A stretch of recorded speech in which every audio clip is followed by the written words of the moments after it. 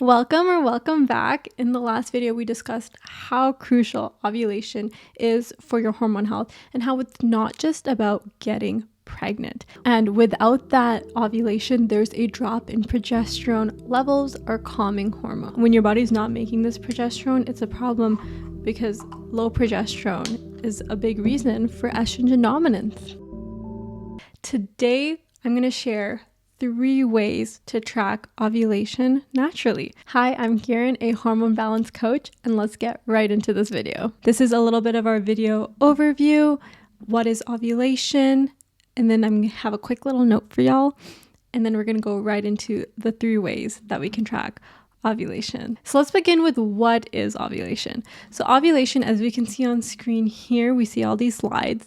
It occurs at about the halfway mark of your cycle. It's the shortest phase of your cycle. It's typically 2 to 4 days long, and it's triggered by a surge of luteinizing hormone, also known as LH. What LH does is it stimulates the release of an egg to be carried into your fallopian tubes, where it will stay for 12 to 24 hours to be fertilized. If no fertilization happens, it will eventually break down. Now, a quick note, the methods that I'm sharing, they are not perfect. They are going to be used to better understand your cycle. And they can be effective when we learn to understand our body's rhythms. So I will link my cycle syncing video playlist down below so you can better understand each phase of your cycle. These 3 ways to track ovulation are most effective when you have a regular cycle.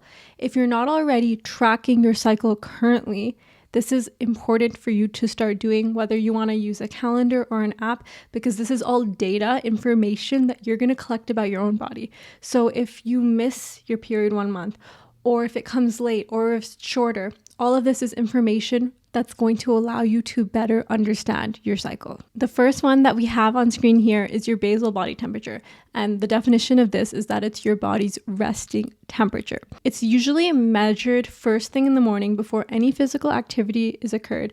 And the thing about your basal body temperature is that this is something you would track every single day at the same time. When you chart your basal body temperature every single day at the same time, you can detect the slight rise in temperature that happens and therefore detect ovulation. Take a look at the screen over here. On the lower axis, we have the days of a woman's cycle running from 1 to 30. And then our y-axis, why did I say lower? The x-axis. And your y-axis, you have temperatures. So you can see that it's split into the first half is your menstrual phase, and then the last half is your luteal phase.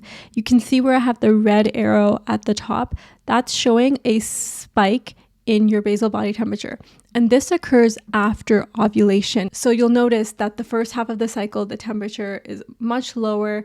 It spikes up after ovulation, then your basal body temperature maintains that way until your period, where it will go back down again. So this slight rise in temperature is typically 0.5 to 1 degrees Fahrenheit, and it happens because there's a slight rise in progesterone after a woman ovulates. So this is a tool for confirming that ovulation has taken place rather than predicting when it will occur. I found the image that I'm sharing on screen from the website Natural Cycles, which is an app, and I know many women will use Natural Cycles to track their basal temperature.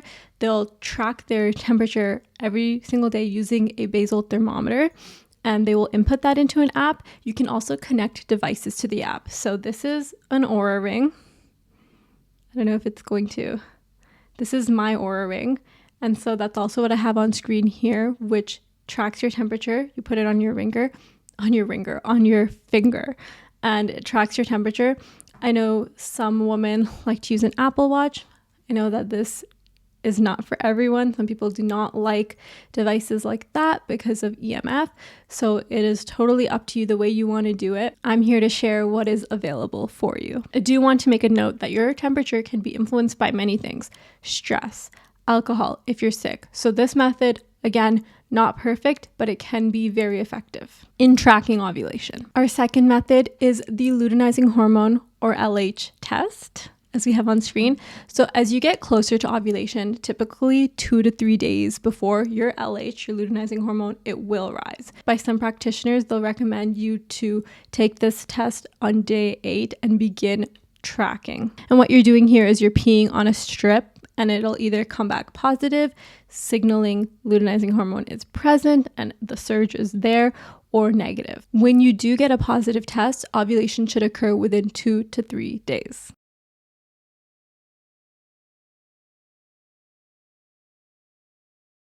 Like with the basal body temperature method, my temperature would not be the same with yours, just like my cycle is not the same as yours, just like my pattern of my LH surge is not going to be the same as yours.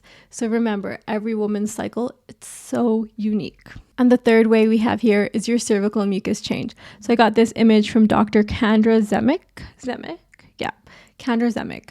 And I think it's fantastic way of portraying how your cervical mucus changes throughout your cycle. If you see on the left hand side, you've got days 1 to 3 of after your period, not fertile, your cervical mucus mostly dry, all the way up to when you're in your semi-fertile phase, it becomes more creamy.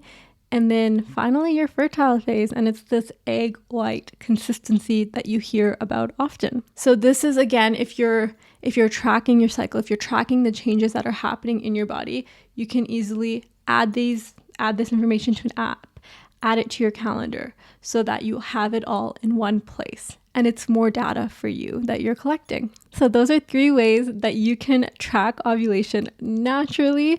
Be sure to grab my free guide, 10 ways to balance your hormones naturally, as a starting point for you to start supporting your hormones to feel absolutely amazing in your body. It will be linked in the description for you to grab. If you have questions about this topic or topics you'd like covered in future videos, please leave a comment below.